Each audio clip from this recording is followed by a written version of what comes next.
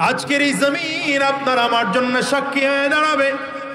কিয়ামতের ময়দানে আল্লাহ তাআলার সামনে যখন এই জমিনকে ডাকা হবে, কিয়ামতের ময়দানে আমরা এই জমিন আপনার আমার পক্ষে সাক্ষী দেবে, মনে রাখবেন। কিন্তু একদল বান্দা থাকবে, যখন জমিন গুনাহের সাক্ষী দেওয়া শুরু করবে, বান্দা আল্লাহ পাকের কাছে দাঁড়ায় বলবে, আল্লাহ না না, এমন অন্যায় আমি করি নাই। জমিনও মিথ্যা কথা বলে। আল্লাহ বলবেন, ঠিক আছে, তাইলে যে সময়টা আছে, এই সময় যদি সাক্ষী দেয় তাইলে তুমি বিশ্বাস করবে কিনা বলো। বান্দা বলবে, আল্লাহ সময় যদি সাক্ষী দেয় তাইলে আমি বিশ্বাস করব। এবার সময়কে ডাকা হবে, এই সময় বলো তোমার বান্দা আমার বান্দা এই অন্যায়গুলো করলো নি, যে আমার আজকের এই সময়টাকে যদি ডাক দেওয়া হয়, আজকে কত 30শে এপ্রিল রাত 10টার সময়, এই সময়টাকে যদি ডাক দেওয়া হয়, আমার বান্দা আব্দুল গফফার, আমার বান্দা আব্দুস সাত্তার, আমার বান্দা আব্দুল কাহার, অমুক অমুক আমার বান্দা কি করেছে বলো, তুমি সাক্ষী দাও। তখন আল্লাহ পাকের সামনে দাঁড়ায় জমিন আপনার আমার পক্ষে সাক্ষী দেবে, সময়টাও আপনার আমার পক্ষে সাক্ষী দেবে। আবার ওই গুনাহগারকে যদি বলা হয়, যেমন আজকের এই দিনে মাহফিল চলতেছে, একদল আছে যারা বাজারে বসে বসে বারবার ওখানে বসে লেকচার মারে, হুজুররা কি বলে ওটা ভালো কইরেই জানি, ওখানে গিয়া খুব একটা লাভ নাই। হুজুরদের কাম কিছু কথাবার্তা বলার বলে চলে যাবে, হুজুররা আসছে কিছু হাদিয়া পাওয়ার জন্য, হাদিয়া পেয়ে চলে যাবে। এমন একদল লোক আছে না? এদের বিরুদ্ধে আল্লাহ পাকের সামনে দাঁড়ায় সময় কিন্তু সাক্ষী দিতে আরম্ভ করবে। 3 সাক্ষী যখন উপস্থাপন করবে, বান্দা ডেকে বলবে, আল্লাহ এই 3টা সাক্ষী আমার বিরুদ্ধে তোমার সামনে বলতেছে, 3টাই মিথ্যা।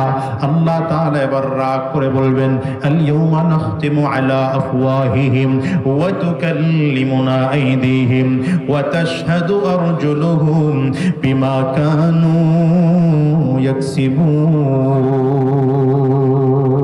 রব্বে কারীম ডেকে বলবেন, জবানটারে বন্ধ করে ফেল, জবান আর কথা বলতে পারবে না। এবার হাত কথা বলতে শুরু করবে, পা কথা বলতে শুরু করবে, অঙ্গ প্রত্যঙ্গ কথা বলতে শুরু করবে। হাত দিয়ে কি কি অন্যায় করেছি, হাত আল্লাহ পাকের সামনে দাঁড়ায় আমার আপনার বিরুদ্ধে সাক্ষী দেবে। পা দিয়ে কি কি অন্যায় করেছি, পা কিয়ামতের ময়দানে আল্লাহ পাকের সামনে দাঁড়াইয়া আপনার আমার বিরুদ্ধে সাক্ষী দিতে শুরু করবে। চোখ দিয়ে কি কি অপকর্ম করেছি, যা যা খারাপ জায়গায় নজর লাগাইছি, মনে রাখবেন এটা বাঁচার কোনো উপায় নাই। কিয়ামতের ময়দানে চোখ আপনার আমার বিরুদ্ধে সাক্ষী দেবে। তার মানে বোঝা গেল, হাত পা অঙ্গ প্রত্যঙ্গ গুলো এটা আপনার আমার মালিকানা নয়, এটা রবের দেওয়া আমানত। বলেন, কার দেওয়া আমানত? তাহলে দেহ যার, সিদ্ধান্ত চলবে তার। হাত দেওয়া কার? জোরে বলো। পা দেওয়া কার? চোখ দিয়ে দেখতেছি দেওয়া কার? জবান দিয়ে কথা বলতেছি, এটা কার দেওয়া? যদি বলেন হুজুর এটা আমার নিজের বানানো, যদি ব্যাপারটা মনে হতো, তাইলে ওই বোবা মানুষটার দিকে তাকিয়ে দেখো, কেন সে কথা বলতে পারে না? কানা মানুষটার দিকে তাকিয়ে দেখো, কেন সে চোখ দিয়ে দেখতে পারে না? ওই প্যারালাইজড ওয়ালা মানুষটার দিকে তাকিয়ে দেখো, কেন সে হাত দিয়ে ধরতে পারে না? এক মানুষ এমন জন্মগ্রহণ করে একটা পা নাই, আবার এমন মানুষ জন্মগ্রহণ করে 2টা পা নাই, আছে না নাই? জোরে বলেন। আল্লাহ বুঝাইতে চাই, রে গোলাম তোরে আমি সুস্থ করে বানাইলাম, এটা আমি আল্লাহ পাকের দেওয়া নামাত। হাত আমি আল্লাহ পাকের দেওয়া নামাত, চোখ আমি আল্লাহ পাকের দেওয়া নামাত, কান আমি আল্লাহ পাকের দেওয়া নামাত, জবান আমি আল্লাহ পাকের দেওয়া নামাত। সাবধান, আমার হুকুমের বাহিরে চলতে পারবে না। যদি চলো তাইলে তুমি আমার গোলাম, তোমার জন্য জান্নাত। আর যদি আমার হুকুমের বাহিরে চলো, আমার গোলামদের কাতার থেকে নাম কাটায় দেওয়া হবে, কিয়ামতের ময়দানে জাহান্নামে জ্বলতে হবে। দেশের জনগণ কখনো দেশের জন্য বোঝা না, কিন্তু আমরা দেশের জনগণকে কখনো ইউটিলাইজ করতে পারিনি, পরিচালনা করতে পারিনি। যদি এদেরকে সঠিকভাবে পরিচালনা করতে পারতাম, তাহলে আমার দেশ গোটা পৃথিবীর মধ্যে 1 নম্বর না হলেও অন্যতম একটা উন্নত দেশে পরিণত হতো। বলেন কেন? এদিকে তাকান, আমার দিকে। ট্রাক দেখেন নাই জীবনে? এদিকে তাকান। কিয়ামত হয়ে যাক, এখন আমার দিকে তাকাইবেন, গাড়া ঘুরাইবেন, কথা শুনবেন। প্রতিটা ব্যক্তির কথার দাম আছে। আর কথা তো আমার না, কথা তো আল্লাহর আর নবীর। সুতরাং আমি ব্যক্তির দাম না থাকতে পারে, কোরআন হাদিসের দাম। সম্পদ কেমনে দেখেন, নবী আলাইহিস সালাতু ওয়াস সালামের কাছে অঢেল মানুষ ছিল না, কোটি কোটি মানুষ ছিল না। বদরের যুদ্ধে হাজার কাফিররা এসে উপস্থিত হয়েছেন, নবীজি মাত্র হাতে গোনা 313 জন নিয়ে উপস্থিত হয়েছেন। কতজন? সংখ্যায় কম, সংখ্যায়। আচ্ছা বলেন তো, বদরের যুদ্ধে যদি বেঈমানদের বিরুদ্ধে 2000 সাহাবী উপস্থিত করা যেত, তাহলে কি হইত, কেমন অবস্থা হইত? হ্যাঁ, কিন্তু আমার নবীজি মাত্র হাতে গোনা কয়েকজন সাহাবী উপস্থিত করতে পারছেন, মাত্র 313 জন। কিন্তু এক একজন সাহাবী এত পাওয়ারফুল, এত কোয়ালিটিফুল, এত ঈমানওয়ালা, এত জজবাওয়ালা, এত সম্পদ, ইলম নামের সম্পদ তাদের মধ্যে এত বেশি, জ্ঞান, প্রজ্ঞা, আল্লাহ ভীরু, দ্বীন প্রেম, যে হাজার কাফিরদেরকে পরাজয় বরণ করিয়ে ইসলামের বিজয় ছিনিয়ে নিয়েছে। আর আমরা বাংলাদেশে 92% মুসলমান, কতবার? কিন্তু ইসলাম থাকবে কি থাকবে না সে নিয়ে চিন্তা করে। কি কথা বলেন না কেন? এই যে আজকেও আলহামদুলিল্লাহ জাতীয় উলামা মাশায়েখ আইম্মা পরিষদের ব্যানারে সকল দল মতের ঊর্ধ্বে গিয়ে সবাই পাশাপাশি চেয়ারে বসে এক মঞ্চে বক্তব্য দিয়েছেন। কিন্তু আমার প্রশ্ন হচ্ছে, নারী নীতি এদেশে থাকবে কি, কি হবে কি হবে না, এটা নিয়ে আমরা হুজুররা আন্দোলন করতে হবে কেন? আমার কথাটা বুঝবেন আগে। নাস্তিকরা এদেশে নারী নীতি প্রণয়ন করবে আর আমরা তার বিরুদ্ধে আন্দোলন করবো, এটা হবে কেন? এটা 92% মুসলমানের দেশ না? কি কথা বলেন না কেন? এদেশে বেশ্যাবৃত্তিকে বৈধতা চাওয়া হবে, আরে 92% মুসলমানের দেশেরা সাহস করে কি করে এটা? আপনি জানেন নারী নীতিগুলো কত মারাত্মক খারাপ। নারী নীতির মধ্যে তারা একটা প্রস্তাব পেশ করেছে, এটা আপনারা তো শুনতেছেন, এই একটা যে পতিতা যারা, পতিতাদেরকে কি করতে হবে? লাইসেন্স দিতে হবে, স্বীকৃতি দিতে হবে। এটা তো একটা পয়েন্ট, মানে এরা শ্রমিক। কি কথা বলেন না? আমার কাছে এটা মনে হয় এমন যে একজন মানুষ চুরি করে, তো সে সমাজের প্রত্যেকটা ব্যক্তির কাছে চিঠি লিখলো, আমি যে চুরি করি এটা আমার পেশা, এটা আমার বৈধ এক পেশা, এটা স্বীকৃতি দিতে হবে। দিবেন নাকি আপনারা? কথা আসতে কয় কেন এরা? বুঝলাম স্টেজের হুজুররা কিছু কয়টা হয় না, আল্লাহ জানে, এরা আমার লগে একমত না দ্বিমত। তো চুরি করবে, এই চুরির বৈধতা হবে? আসতে বলেন, জোরে বলেন।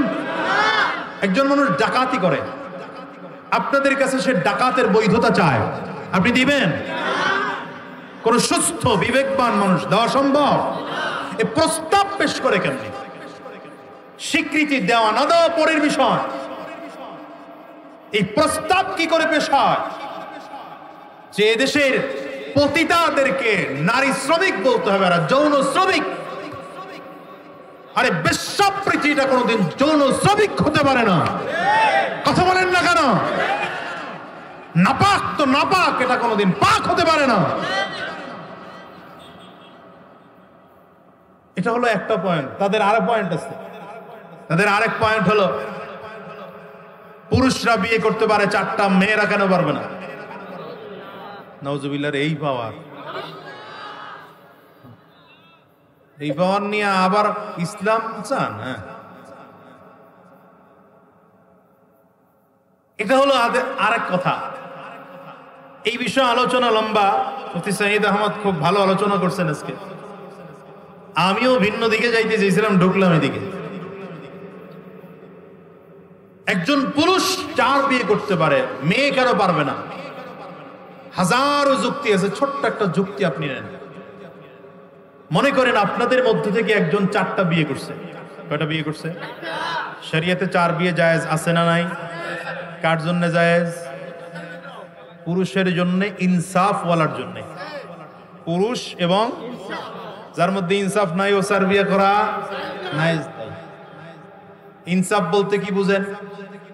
ইনসাফ মানে হলো ঘরে বউ একটা আছে, এটারই খবর লয় না, আরেক জায়গায় গিয়া বেড়ার ফাঁকি দিয়ে আরেক ভাবিরে খুঁজে। কি কথা কন না কেন? ও যদি বিয়ে করতেছে ওরে জুতা পিটা দিয়ে শায়েস্তা করতে হবে।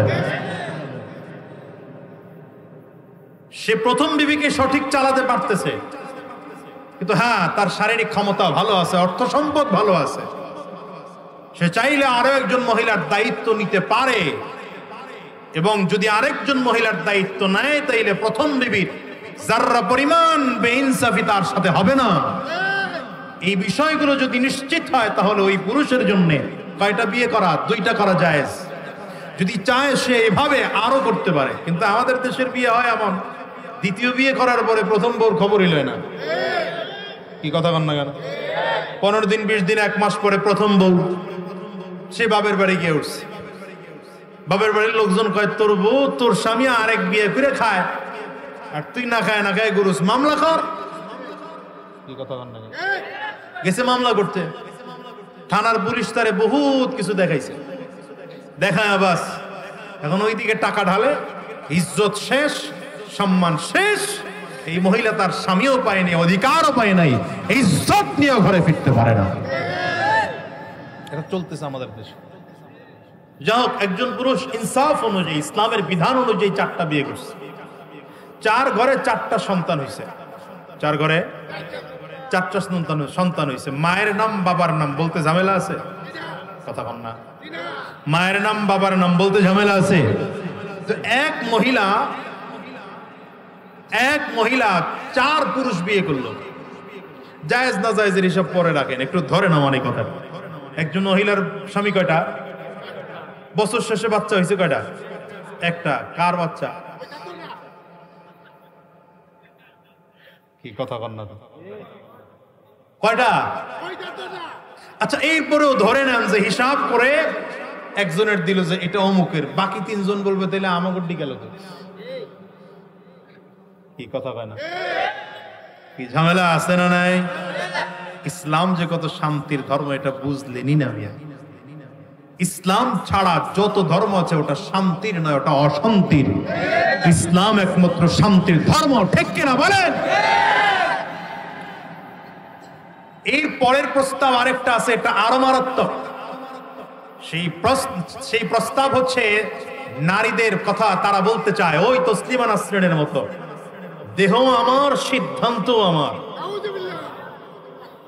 দেহ সিদ্ধান্ত, আমি বলি টোটাল মিথ্যা কথা। দেহ আমার না, সিদ্ধান্ত আমার না। এ দেহ আমার, কথা কন না কেন? এই হাত আমার, পা আমার, চোখ আমার, ব্রেন আমার। যদি আমার হইতো তাহলে আমার কথায় চলে না কেন? কি কথা কন না? এটা আমার, যদি আমার হতো তাহলে তো আমি আমার কথায় চালাতে পারতাম। কি কথা বলেন? ঠিক না বেঠিক? কিন্তু আমার কথায় চলে হাত, আমার কথায় চোখ চলে। দেখেন অবস্থাটা দেখেন, নামাজের মধ্যে দাঁড়াইলে এটা বোঝা যায়। একজন মানুষ নামাজে দাঁড়াইছে, নামাজে দাঁড়ানোর পর মন খুব চায় ধ্যান ও খেয়ালের সাথে নামাজ পড়বো, তো পড়তে পারে কেন পারে না? বুঝা না না না, কথাটা ওটা পরে। মূল কারণ হলো আমার দিল, এটা আমার না। দিলের নিয়ন্ত্রক আমি নই, দিলের নিয়ন্ত্রক। এই জন্য দিল এদিক সেদিক চলে যায়। আল্লাহ বুঝাইতে চায় দিল তোমার কাছে আমানত, এই হাত তোমার কাছে আমানত। এই জন্য জানেন কিয়ামতের ময়দানে এই হাত কথা বলবে আপনার আমার পক্ষে অথবা বিরুদ্ধে। সূরা ইয়াসিনের মধ্যে আল্লাহ তাআলা বলেন, আল-ইয়াওমা নাখতিমু আলা আফওয়াহিহিম ওয়া তুকাল্লিমুনা আইদিহিম ওয়া তাশহাদু আরজুলুহুম বিমা কানু ইয়াকসিবুন। কিয়ামতের ময়দানে আল্লাহ তাআলা যখন বান্দাকে এক একটা গুনাহ সম্পর্কে জিজ্ঞাসা করবে, বান্দা ডাইরেক্টলি অস্বীকার করবে, আল্লাহ আমি এমন কোন অন্যায় করি নাই, এমন কোন গুনাহ করি নাই, এমন কোন পাপ করি নাই। আল্লাহ বলবেন আমার কাছে সাক্ষী আছে, আমি 4টা সাক্ষী তোমার সামনে উপস্থাপন করতে পারি। 1 নম্বর সাক্ষী, যেই ফেরেশতা অন্যায় করেছো তোমার কাঁধে 2 ফেরেশতা দেওয়া হয়েছিল, 2 ফেরেশতার আন্ডারে বহু ফেরেশতা দেওয়া হয়েছিল। কিরামান কাতিবিনরা বসে বসে বসে বসে সব আমলনামাগুলো লিখেছে। ডান কাদের ফেরেশতারা নেক আমলগুলো লিখেছে, বাম কাদের ফেরেশতারা বদ আমলগুলো লিখেছে। দেখো তাকায় দেখো, ইকরা কিতাবাকা কাফা বিনাফসিকাল ইয়াউমা আলাইকা হাসিবা। তোমার আমলনামা তুমি নিজেই পড়ে দেখো অন্যায় করেছো নি। আল্লাহর একদল বান্দা এমন থাকবে যারা এই আমলনামা দেখার পরে বলবে আল্লাহ আমরা এমন কাজ করি নাই, তোমার ফেরেশতারা আমাদের ব্যাপারে মিথ্যা লিখছে। বলবেন না নাউজুবিল্লাহ, তোমার ফেরেশতারা আমাদের বিরুদ্ধে আমার বিরুদ্ধে মিথ্যা লিখেছে। আল্লাহ বলবেন ঠিক আছে, তাইলে যদি মিথ্যা লেখে তাইলে এক কাজ করো, যেই জমিনে বসে অন্যায় করেছো, যেই জমিনে বসে গুনাহ করেছো, এই জমিন যদি তোমার বিরুদ্ধে সাক্ষী দেয়, তোমার গুনাহের সাক্ষী দেয়, তাইলে তুমি বিশ্বাস করবে কিনা বলো। আল্লাহ বলবেন ঠিক, বান্দা বলবে ঠিক আছে আল্লাহ, আপনি যদি জমিনের মাধ্যমে আমার সাক্ষী নিতে পারেন তাইলে আপনি নেন। রব্বে কারীম বলেন ইয়াউমা ইযিন তুহাদ্দিসু আখবারাহা বিআন্না রাব্বাকা আওহা লাহা। জমিন এক এক করে বান্দার সব গুনাহগুলো সম্পর্কে আল্লাহ পাকের কাছে কিয়ামতের ময়দানে বলা শুরু করবে। যে জমিনে বসে অন্যায় করে, যেমন আজকের এই জমিনে বসে আমরা কোরআনের কথাগুলো শুনতেছি, হাদিসের কথাগুলো শুনতেছি। অনেকে হয়তো এমন আছে কথাগুলো বুঝি না, কিন্তু তারপরে মনের একটা বিশ্বাস, আমি সব সময় চিন্তা করি যে চেয়ারে বসে বসে বয়ান করি, যে স্টেজে বসে বসে বয়ান করলাম, এই জড় পদার্থ আল্লাহ পাকের সামনে দাঁড়ায় আমার পক্ষে সাক্ষী দিবে আল্লাহ তোমার বান্দা এই চেয়ারে বসে বসে দ্বীনের কথাগুলো বলেছে। আজকের এই জমিন আপনার আমার জন্য সাক্ষী হয়ে দাঁড়াবে। কিয়ামতের ময়দানে আল্লাহ তাআলার সামনে যখন এই জমিনকে ডাকা হবে, কিয়ামতের ময়দানে আমরা এই জমিন আপনার আমার পক্ষে সাক্ষী দেবে, মনে রাখবেন। কিন্তু একদল বান্দা থাকবে, যখন জমিন গুনাহের সাক্ষী দেওয়া শুরু করবে, বান্দা আল্লাহ পাকের কাছে দাঁড়ায় বলবে আল্লাহ না না এমন অন্যায় আমি করি নাই, জমিনও মিথ্যা কথা বলে। আল্লাহ বলবেন ঠিক আছে, তাইলে যে সময়টা আছে এই সময় যদি সাক্ষী দেয় তাইলে তুমি বিশ্বাস করবে কিনা বলো। বান্দা বলবে আল্লাহ সময় যদি সাক্ষী দেয় তাইলে আমি বিশ্বাস করব। এবার সময়কে ডাকা হবে, এই সময় বলো তোমার বান্দা আমার বান্দা এই অন্যায়গুলো করলো নি, যে আমার আজকের এই সময়টাকে যদি ডাক দেওয়া হয়, আজকে কত 30শে এপ্রিল রাত 10টার সময়, এই সময়টাকে যদি ডাক দেওয়া হয়, আমার বান্দা আব্দুল গফফার, আমার বান্দা আব্দুস সাত্তার, আমার বান্দা আব্দুল কাহার, অমুক অমুক আমার বান্দা কি করেছে বলো তুমি সাক্ষী দাও। তখন আল্লাহ পাকের সামনে দাঁড়ায় জমিন আপনার আমার পক্ষে সাক্ষী দেবে, সময়টাও আপনার আমার পক্ষে সাক্ষী দেবে। আবার ওই গুনাহগারকে যদি বলা হয়, যেমন আজকের এই দিনে মাহফিল চলতেছে, একদল আছে যারা বাজারে বসে বসে বারবার ওখানে বসে লেকচার মারে, হুজুররা কি বলে ওটা ভালো কইরেই জানি, ওখানে গিয়া খুব একটা লাভ নাই। হুজুরদের কাম কিছু কথাবার্তা বলার বলে চলে যাবে, হুজুররা আসছে কিছু হাদিয়া পাওয়ার জন্য, হাদিয়া পেয়ে চলে যাবে। এমন একদল লোক আছে না? এদের বিরুদ্ধে আল্লাহ পাকের সামনে দাঁড়ায় সময় কিন্তু সাক্ষী দিতে আরম্ভ করবে। 3 সাক্ষী যখন উপস্থাপন করবে, বান্দা ডেকে বলবে আল্লাহ এই 3টা সাক্ষী আমার বিরুদ্ধে তোমার সামনে বলতেছে, 3টাই মিথ্যা। আল্লাহ তাআলা এবার রাগ করে বলবেন আল ইয়াউমা নাখতিমু আলা আফওয়াহিহিম ওয়া তুকাল্লিমুনা আইদিহিম ওয়া তাশহাদু আরজুলুহুম বিমা কানু ইয়াকসিবুন। রব্বে কারীম ডেকে বলবেন জবানটারে বন্ধ করে ফেল, জবান আর কথা বলতে পারবে না। এবার হাত কথা বলতে শুরু করবে, পা কথা বলতে শুরু করবে, অঙ্গ প্রত্যঙ্গ কথা বলতে শুরু করবে। হাত দিয়ে কি কি অন্যায় করেছি, হাত আল্লাহ পাকের সামনে দাঁড়ায় আমার আপনার বিরুদ্ধে সাক্ষী দেবে। পা দিয়ে কি কি অন্যায় করেছি, পা কিয়ামতের ময়দানে আল্লাহ পাকের সামনে দাঁড়াইয়া আপনার আমার বিরুদ্ধে সাক্ষী দিতে শুরু করবে। চোখ দিয়ে কি কি অপকর্ম করেছি, যা যা খারাপ জায়গায় নজর নজর লাগাইছি, মনে রাখবেন এটা বাঁচার কোনো উপায় নাই। কিয়ামতের ময়দানে চোখ আপনার আমার বিরুদ্ধে সাক্ষী দেবে। তার মানে বোঝা গেল হাত পা অঙ্গ প্রত্যঙ্গগুলো এটা আপনার আমার মালিকানা নয়, এটা রবের দেওয়া আমানত। বলেন কার দেওয়া আমানত? তাহলে দেহ যার, সিদ্ধান্ত চলবে তার। হাত দেওয়া কার? জোরে বলো।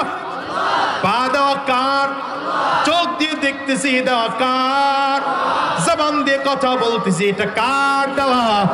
যদি বলেন হুজুর এটা আমার নিজের বানানো, যদি ব্যাপারটা মনে হতো তাইলে ওই বোবা মানুষটার দিকে তাকিয়ে দেখো কেন সে কথা বলতে পারে না, কানা মানুষটার দিকে তাকিয়ে দেখো কেন সে চোখ দিয়ে দেখতে পারে না, ওই প্যারালাইজড ওয়ালা মানুষটার দিকে তাকিয়ে দেখো কেন সে হাত দিয়ে ধরতে পারে না।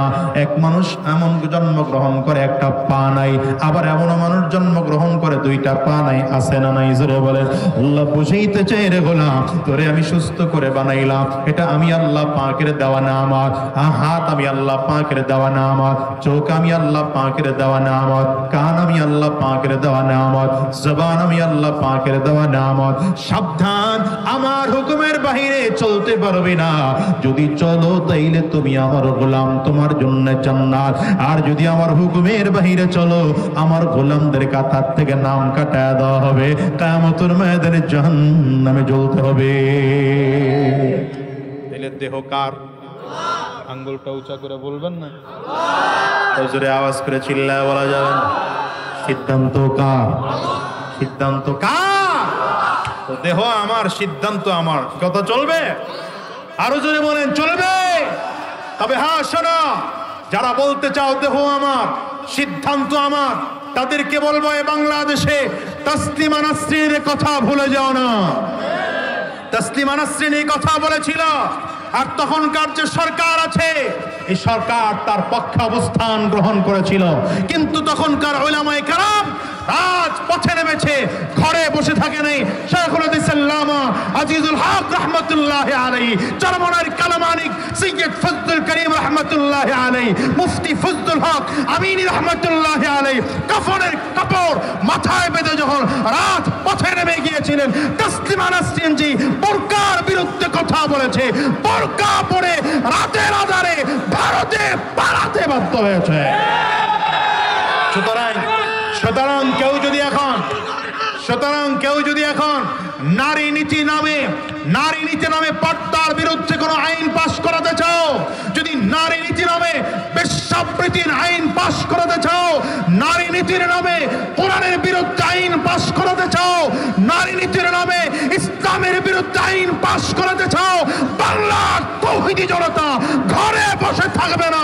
5 আগস্টের মতো আবার রাত পথে নামবে, তোমাদেরকে কচু কাটা করে ভারত বিদায় করে ছাড়বে। এই প্রস্তুত আছো মুসলমান? কারা কারা তৈয়ার? হাত উঁচা করে দেখো।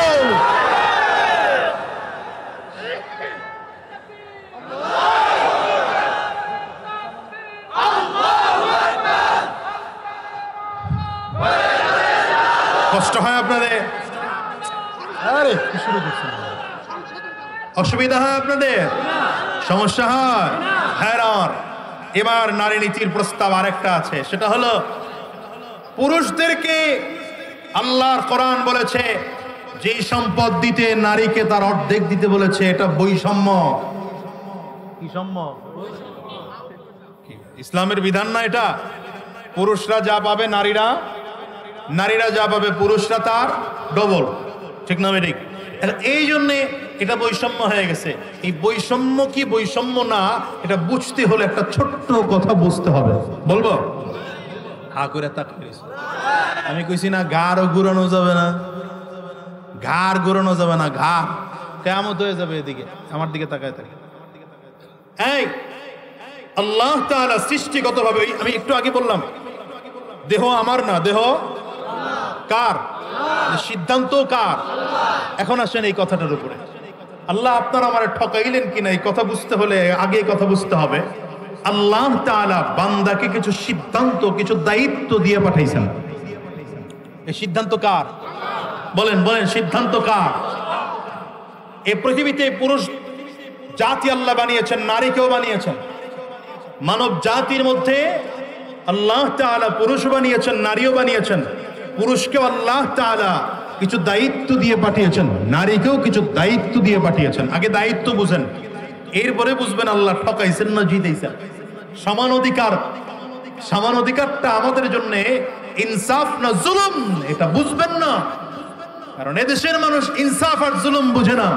যে আমি আমার এলাকায় বিচার করি, তো নির্বাচনের সময় আমার পক্ষে করছে, এখন দেখি যে সে আসলে অন্যায় করলো, তো আমার পক্ষে করলে এখন সে অন্যায় করলে আমার কিছু করার আছে, তো সে খুব কষ্ট করে এসে কইতেছে ইনসাফ পাইলাম না চেয়ারম্যান সাহেব। কি ভাই নাই দেখলাম, দেখো ইনসাফের ব্যাখ্যা তোমার কাছে একরকম, আমার কাছে কি কথা হয় না। যে হযরত নবীজির কাছে কাফির আর মুসলমান দুজনে মিলে মামলা নিয়ে আসছে, মামলা দুজনে মিলে নিয়ে আসছে। তখন নবীজি দেখলেন যে অন্যায়টা আসলে মুসলমান করছে, নবীজির রায়টা মুসলমানদের বিরুদ্ধে হয়ে গেছে, বেঈমানদের পক্ষে হয়ে গেছে। মুসলমানের রায়টা পছন্দ হয় নাই, নবীজির রায়কে মানতে না পেরে সে চলে গেছে হযরত আবু বকরের কাছে। হযরত আবু বকর বললেন, ভাই এই বিষয়টা আমার খুব একটা ভালো জানা নাই, আপনি ওমরের কাছে যান। কার কাছে? হযরত ওমর রাদিয়াল্লাহু আনহুর কাছে গেলে হযরত ওমর রাদিয়াল্লাহু আনহু বললেন, নবীজির রায় পছন্দ হয় নাই। বলেন না, বুঝালাও নবীজির রায় পছন্দ হয় নাই। কয় না, কয় দাঁড়াও। বাসায় গিয়ে তরবারি নিয়ে আসছে, ঘরের মধ্যে গিয়ে তরবারি না এক কোপে মাথা কেটে ফেলে ডেকে বলল, মুহাম্মদুর রাসূলুল্লাহ যা রায় এটা যদি পছন্দ না হয়, আর যদি আমি ওমরের রায় করতে মনে চায়, তাহলে এটা হচ্ছে ওমরের রায়। বুঝাইতে পারলাম? এখন সিদ্ধান্ত আল্লাহ পাকের মানতে হবে। আল্লাহ তাআলা সৃষ্টিগতভাবে বান্দাকে কিছু দায়িত্ব দিয়ে পাঠাইছেন। এই পয়েন্টটা খুব কঠিন পয়েন্ট, মনে রাখবেন। এটা বুঝলে বাকি সব কথা বুঝবেন। পুরুষকে আল্লাহ তাআলা সৃষ্টিগতভাবে 6টা দায়িত্ব দিয়ে পাঠিয়েছেন। কয়টা? এই কথা জোরে বলেন, কয়টা? নারীকে আল্লাহ তাআলা 5টা দায়িত্ব দিয়ে পাঠিয়েছেন। বলেন কয়টা? আঙ্গুল উঁচা করে কন, অলস জাতি, জোরে কন। ধমকাইতেছি, রাগ করতেছে, করলে করেন গে, আমি তো একটু করে জামাই গে। কয়টা?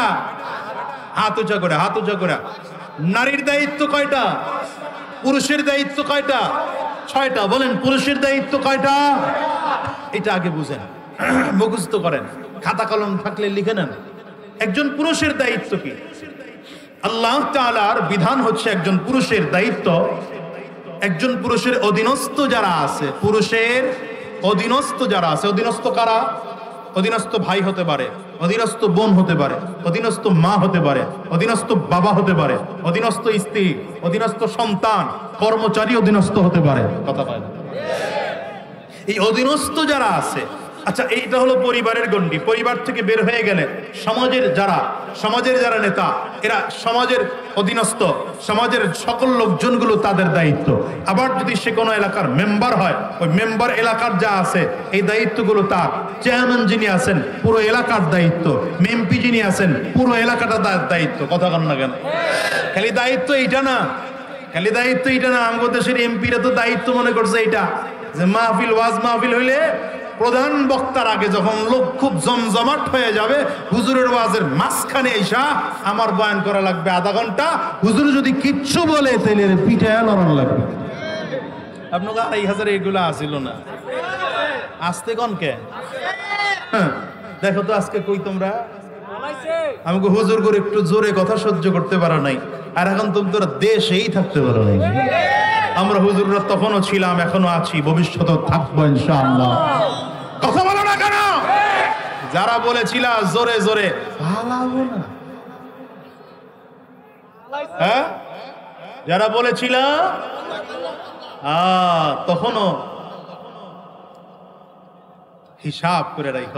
আল্লাহ পাকের মায়ের কি যেন একটা কথা আছে না, আল্লাহর মায়ের দুনিয়ার বাইরে, জমিন থেকে হাইটা যাওয়ার মতো শক্তি হয় নাই, দিনের আলোতে যাওয়ার শক্তি হয় নাই, রাতের আধারে পালাতে বাধ্য হয়েছে। ঠিক কিনা? আজ করে বলো।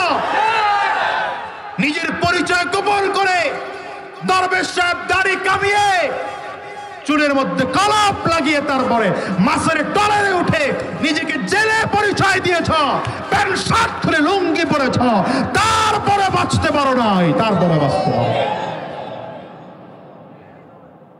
নতুন করে যারা লাফাইতেছ তা করেও বলতেছি, একটারে দেখে আর একটা শিক্ষা নিতে হয়। আর আমাদের দেশের এত মাথা খারাপ, এগুলা শিক্ষাও নেয় না, কথা কন নাকি? দেখলো যে একটা অত্যাচার করার কারণে কেমন করে পালানো শুরু করছে। আরে তোমার হাতে তো ক্ষমতাই আছে না, এত লাফালাফি শুরু করছে কেন? দেশের জনগণকে সিদ্ধান্ত নিতে দাও না, দেখবা ইনশাআল্লাহ সিদ্ধান্ত কি নেয়। আমার কাছে তো মনে হয় এবার বাংলাদেশের মানুষ সচেতন হয়েছে।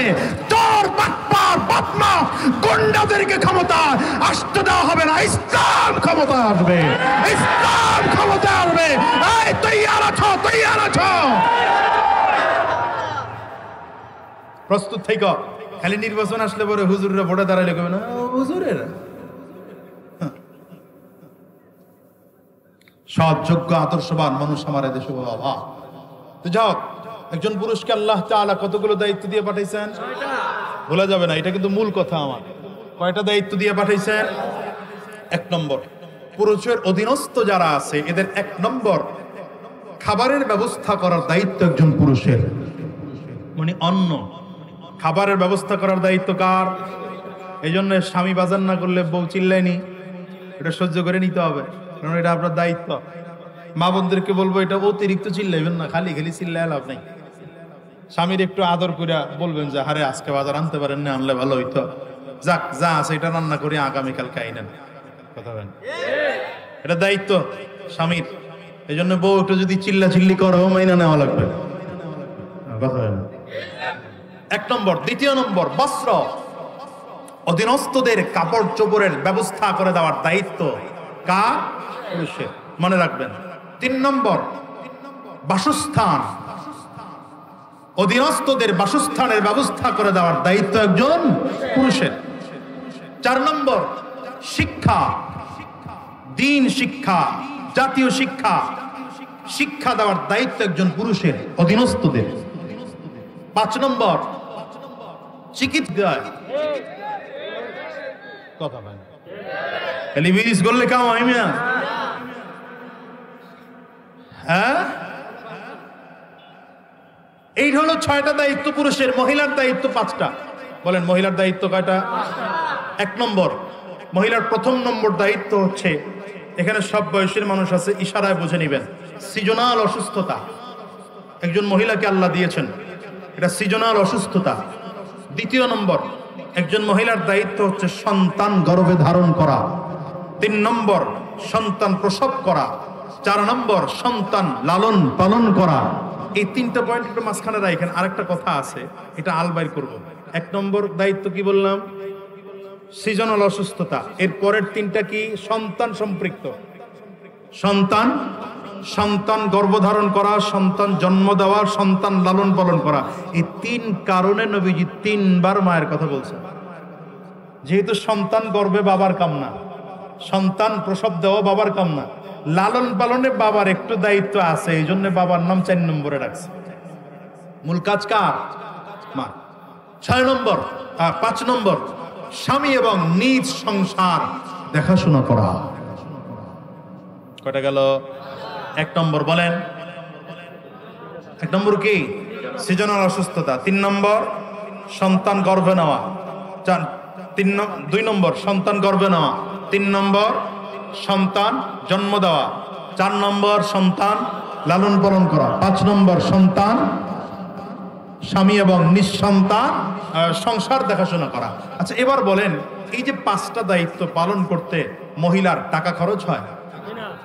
কথা বুঝে না এরা, সব কথা কয় না। টাকা খরচ হয়, সম্পদ খরচ হয়, পয়সা খরচ হয়। তো পুরুষের যে 6টা দায়িত্ব, পুরুষের যে 6টা দায়িত্ব, এটা পালন করতে গেলে কি টাকা লাগবে না লাগবে না? আপনার ঘরে বিয়ে করে নিয়ে আসছেন, কারণ ঘরে যে বিয়ে করে নিয়ে আসছেন আপনার ঘর নাই, আপনার বউরের সামনে রেখা খালি মোছাইতেছেন, তোমারে খুব ভালোবাসি, অনেক ভালোবাসি, জীবনটা দিয়ে ভালো, কাজ হবে? বউ কি বলবে? আগে ঘর দেয় বেটা, যদি ঘর তৈরি করতে না পারো তাহলে ঘর ভাড়া লাও। কি কথা কন না কেন? কিন্তু একজন মহিলার এই 5টা দায়িত্ব পালন করতে গেলে শুধু টাকা খরচ হয় না, শুধু তার জান খরচ হয়। কি ঠিক না বে ঠিক? পুরুষের জানও লাগে, মালও লাগে। পুরুষের জান লাগে, মাল লাগে, মহিলার শুধু জান লাগে। তাহলে এবার হিসাব করেন, পুরুষের 6টা দায়িত্ব পালন করতে গেলে পুঁজি হলো 2টা, মহিলার 5 দায়িত্ব পালন করতে গেলে পুঁজি হলো 1টা। বুঝে নাই এতক্ষণে? পুরুষের 6 দায়িত্ব পালন করতে গেলে পুঁজি লাগে কয়টা? মহিলার 5 দায়িত্ব পালন করলে পুঁজি লাগে কয়টা? এই জন্য ইসলাম বলে যেহেতু পুরুষের পুঁজি বেশি, বাপের সম্পদও ভাগে বেশি। মহিলার যেহেতু পুঁজি কম, বাপের সম্পদও ভাগে কম। এবার আসেন, এই ভাগ কম দিয়া মহিলাকে আল্লাহ ঠকাইলো কিনা এটা বোঝা দরকার। কি কথা কন না? হ্যাঁ, ঠকাইলো কিনা এটা আগে বোঝা দরকার। আচ্ছা, এখন মহিলাকে আল্লাহ তাআলা দায়িত্ব দিয়ে পাঠাইছেন, এই ঘরে যখন মেয়ে আপনার জন্মগ্রহণ করলো, এই মেয়েটা অন্য কোনো পাত্রস্থ করার আগ পর্যন্ত টোটাল দায়িত্ব তার বাবার। দায়িত্ব কার? বলেন কার? এবার যখন সে স্বামীর ঘরে চলে আসলো, টোটাল দেখাশোনা, টোটাল রক্ষণাবেক্ষণের দায়িত্ব তার স্বামীর। যদি কোনো মহিলার স্বামী মারা যায়, তাহলে সন্তানও যদি না থাকে আবার বাবার কাছে চলে যাবে। বাবাও যদি না থাকে, সন্তানও যদি না থাকে, তাকে দেখাশোনা করার মতো এমন মাহরাম কেউ না থাকে, তখন এই মহিলাকে দেখাশোনা করার পুরো দায়িত্ব তার সরকারের। সরকার এই দায়িত্ব থেকে বাঁচার জন্য আমাদের দেশে একটা ছোট্ট কথা ছেড়ে দিয়েছে, ন্যায্য কি বলে সমান অধিকার। সমান অধিকারের নাম দিয়া আমার মা বোনদের প্রতি ইনসাফ নয়, বরঞ্চ জুলুম আর অত্যাচার করতেছে। অত্যাচার কিভাবে? ওই যে 5 দায়িত্ব, এই 5 দায়িত্ব চাইলে কোন পুরুষ পালন করতে পারবে? বলেন না, কথা বলেন না। পারবে, কিন্তু ওই 6 দায়িত্ব চাইলে মহিলাও পালন করতে পারে না? পারে না? কথা হয় না।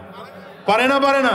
তাইলে ব্যাপারটা হলো এমন, আমি মহিলার কোনো ভাগ আমার কাছে আনলাম না, দিলাম না, আমার ভাগও মহিলার গায়ে চাপায়া দিলাম। সমান অধিকার না জুলুম? সমান অধিকার না জুলুম? ভালো করে মনে রাখবেন, ইসলাম বলে সমান অধিকার নয়, ন্যায্য অধিকার। বলেন কি অধিকার? যেমন দেখেন, আপনার আমার মাঝে সমান অধিকার নাই, আছে? স্টেজে যারা বসছে এদের মাঝে আমার মাঝে সমান অধিকার নাই। যেমন আমার জন্য একটা চেয়ার দেওয়া হয়েছে, এতগুলো মাইক্রোফোন সামনে দেওয়া হয়েছে, কই স্টেজে যারা বসছে এদের কারো জন্য চেয়ার নাই, একটা মাইক্রোফোনও নাই। এরা তো রাগ করতে পারতো, আরে বক্তা একটা আছে সেই বরিশাল থেকে, আরে বাবা তার জন্য এত চেয়ার, এত বিশাল কিছু। আমরা এলাকার মানুষ, এলাকার আলেম, আমাদের সম্মান বেশি, এলেম বেশি, আমল বেশি, আমাদের জন্য কিছুই নেই। রাগ করতে পারতো কি পারতো না? রাগ করে নাই কেন? এটা অধিকার, ন্যায্য অধিকার আছে। কারণ বক্তার জন্য মাইক্রোফোন থাকবে, এটা তার ন্যায্য অধিকার। বক্তার জন্য চেয়ার থাকবে, এটা তার ন্যায্য অধিকার। আর যিনি নিচে আসছে দাওয়াতি মেহমান, সে স্টেজে বসা থাকবে, এটা তার ন্যায্য অধিকার। দেখেন, আপনার আমার মাঝেও সমান অধিকার নাই, আছে? আপনারা নিচে বসে আছেন, আপনাদের জন্য বিছানার ভালো একটা ব্যবস্থা নাই, রাস্তার পাশে বসে আছেন, ধুলা ময়লা আসতেছে, এরপরে আপনারা অখুশি না কেন? ন্যায্য অধিকার, সমান অধিকার নাই ঠিক, কিন্তু ন্যায্য অধিকার আছে। আমার আল্লাহ তাআলা নারী আর পুরুষের জন্য যে বিধান তৈরি করেছেন, সে বিধান হচ্ছে ন্যায্য অধিকারের বিধান। এখন নারী নীতির নামে কেউ যদি বলে সমান অধিকার লাগবে, তাহলে সমান অধিকার নামে কেউ কোনোদিন সমান অধিকার দিতে পারে নাই, কোনোদিন পারবেও না। যারা সমান অধিকারের নামের স্লোগান দিয়া আমার মা বোনদেরকে রাস্তায় নামিয়েছে, ওরা রাস্তায় নামিয়ে আমার মা বোনদেরকে ধর্ষণ আর লুণ্ঠন আর চালাবাজ, তাদের চরিত্রহীন নষ্ট করার জন্য চেষ্টা ফিকির করছে। কি কথা বলেন না কেন? এই জন্য আমার মা বোনদেরকে বলবো, আপনারাও সচেতন হন, ভালো করে মনে রাখবেন। আমার এই বাংলাদেশের লক্ষ আউলিয়াদের মা, ঠিক না বে ঠিক বলেন? আমার এই বাংলাদেশে এমন মা আছে, যে মা জন্ম নিয়ে দিয়েছে আল্লামা শাহ আহমদ শফি রহমতুল্লাহ আলাইহি। আমার দেশে এমন মা আছে, যে মা জন্ম দিয়েছে পীর সাহেব চরমনার মতো মূল্যবান মানুষ। এমন মা দেশে আছে, যে মা আল্লামা মামুনুল হকের মতো ব্যক্তিকে জন্ম দিয়েছে। এমন মা দেশে আছে, যেই দেশের মা মুফতি সৈয়দ ফয়জুল করিম ইব্রাহিমের মতো সোনার মানুষ জন্ম দিয়েছে। এমন মা দেশে আছে যেই দেশের মায়েরা এই দেশে জন্ম দিয়েছে মুফতি সৈয়দ রেজাউল করিম পীর সাহেব চরমনাইয়ের মতো মানুষ। এমন মা দেশে আছে যেই মা জন্ম দিয়েছে আল্লামা খালেদ সাইফুল্লাহ আইয়ুবীর মতো মানুষ। এমন মা দেশে আছে যেই মা জন্ম দিয়েছে কুয়াকাটা হুজুরের মতো মানুষ। সুতরাং এই পদ্মাশীল মা, দিনদার মা, দিনদার বোনদেরকে চরিত্রহীন কোন লম্পট নারী নীতি প্রণয়ন করবে আর সে অনুযায়ী আমার মাকে চলতে হবে, আমার বোনকে চলতে হবে, এটা কোনোদিন হতে পারে না, কোনোদিন হতে পারে না। তোদের যদি নারী নীতি প্রণয়ন করতে হয়, যেই দেশে তোদের আইন চলবে সেই দেশে চলে যা, বাংলাদেশে থাকার অধিকার না। কি কথা বলেন না কেন? এটা ওলিয়া উলিয়াদের জমিন। আমার মায়েরা ভদ্র, আমার বোনেরা ভদ্র। কথা বলেন না কেন? আমাদের প্রত্যেকের স্ত্রী ভদ্র। সুতরাং সভ্য দেশে অসভ্যদের কথা চলতে পারে না। একমত? একমত না দ্বিমত? বলেন একমত না দ্বিমত? সুতরাং আসুন, আগামীর দিনে ডাক যে কোনো সময় আসতে পারে। কথা কয় না? আপনারা কি মনে করছেন 5ই আগস্টে বিজয় হয়ে গেছে? না, মোটেও না। শোনেন, বাংলাদেশের জাতি এরা রক্ত দেওয়া জাতি। এরা বারবার রক্ত দিয়ে অভ্যস্ত। 71-এ রক্ত দিয়েছে, 47-এ রক্ত দিয়েছে, 5ই আগস্টে রক্ত দিয়েছে, প্রয়োজনে আবার রক্ত দেবে। সেই রক্ত হবে ইসলাম বিজয়ের জন্য। এখানে ওলামায়ে কেরামদের দূরত্ব কমে এসেছে আলহামদুলিল্লাহ। এখন একই মঞ্চে ওলামায়ে কেরাম বসতে শুরু করেছে। আমার কাছে তো মনে হয় বাংলাদেশের অবস্থা এখন ভালো। ইসলামের পতাকা উঠার পুরানোর সময় এসেছে। সুতরাং খুব শীঘ্রই ডাক আসতে পারে। ডাক আসলে ঘরে বসে থাকবেন না, নেমে যাবেন? বলেন, বসে থাকবেন না, নেমে যাবেন? যদি আবারও ডাক আসে ইনশাআল্লাহ, ওলামায়ে কেরামদের ডাকে সাড়া দিয়ে ইসলাম টিকিয়ে রাখার জন্য, কোরআন টিকিয়ে রাখার জন্য, দ্বীন টিকিয়ে রাখার জন্য যদি রক্ত দেওয়ার দরকার হয় আবার রক্ত দেব। যদি জীবন দেওয়ারও দরকার হয়, কারা কারা তৈয়ার আছো? কারা কারা তৈয়ার আছো ইনশাআল্লাহ? আল্লাহ আমাদের কবুল করুন, বলেন আমিন।